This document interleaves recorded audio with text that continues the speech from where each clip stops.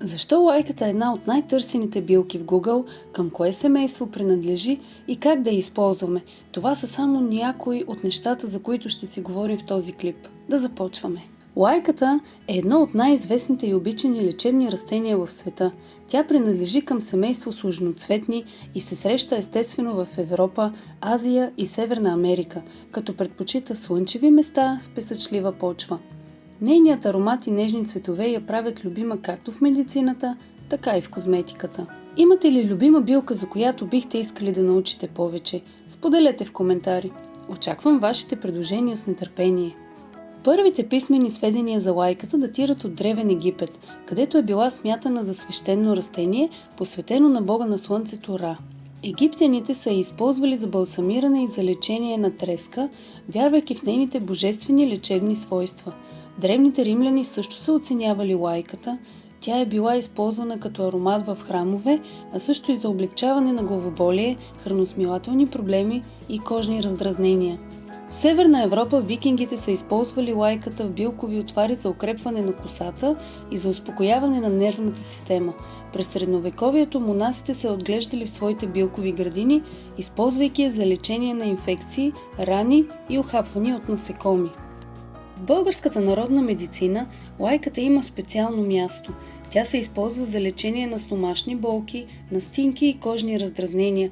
Лайката често присъства в билкови смеси, наричани билки за чай, които се предават от поколение на поколение.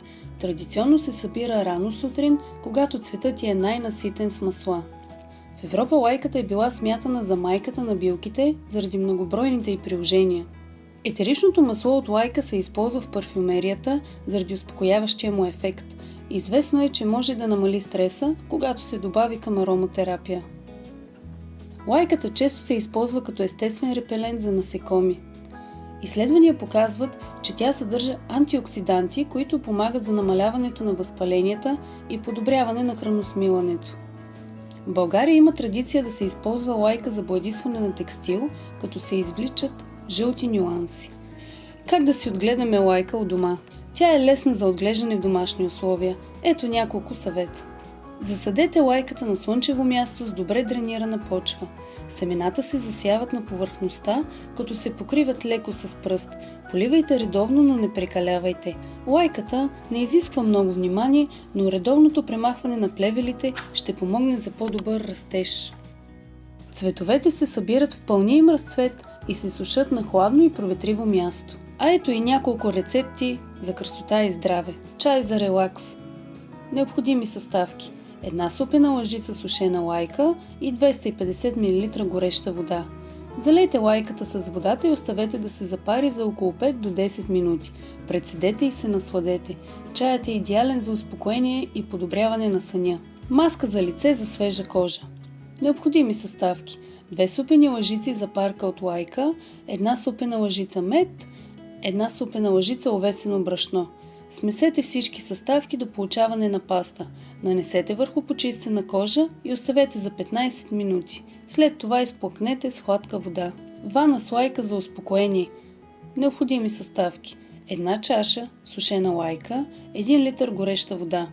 Запарете лайката за около 20 минути, прецедете и добавете течността към ваната.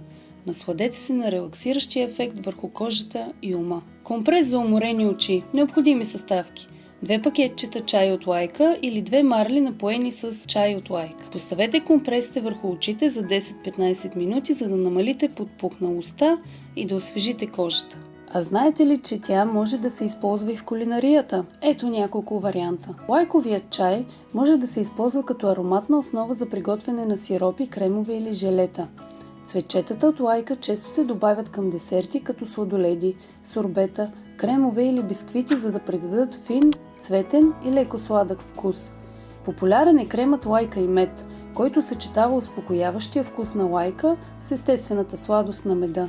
Лайката се използва за ароматизиране на коктейли и лимонади. Например, чай от лайка може да се добави към студени напитки с цитрусови плодове или мед. Масло с лайка. Цветчетата се накисват в масло, за да му придадат аромат. Това масло може да се използва за намазване на хляб или като основи за десерти. Салати и декорация. Свежите цветчета от лайка могат да се добавят към салати като ядливи украси, които освен декоративна имат и лечебна стойност.